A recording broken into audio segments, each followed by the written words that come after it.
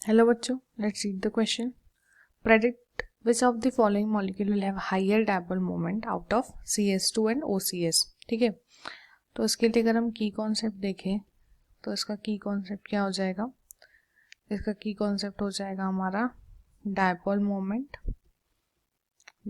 Moment of CS2 and OCS.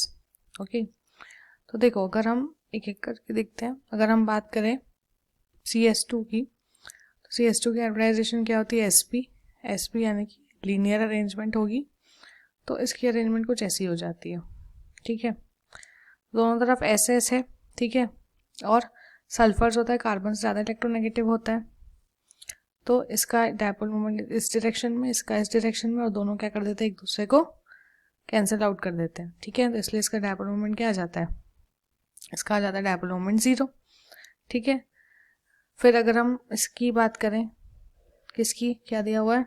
OCS है ना. तो OCS में क्या होगा? अगर हम OCS का स्ट्रक्चर देखें तो इसका भी क्या होता है? ये भी SP होता है, ये भी लीनियर अरेंजमेंट देता है. लेकिन अगर हम इसकी स्ट्रक्चर देखें तो इसके एक साइड पे तो सल्फर, लेकिन एक साइड पे क्या है? ऑक्सीजन. ठीक है, और ऑक्सीजन जो है वो सल्फर से ज़्यादा इलेक्ट्रोनेगेटिव होता है. तो इधर की तरफ होगा, इधर की तरफ होगा, है ना. तो जो नेट डायपोल मोमेंट होगा उसका क्या होगा? वो इस तरफ ज़्यादा होगा, है ना. इनका जो बॉन्ड, जो डिफरेंस होगा, इलेक्ट्रोनेगेटिविटी डिफरेंस इस साइड का, वो क्या होगा? Electronegative difference between carbon and oxygen will be approximately equal to 1. ठीक है, इसीलिए क्या होता है, जो नेट डायरेक्शन हो जाता है डायपोल मूवमेंट का, वो कहाँ हो जाएगा? इस साइड.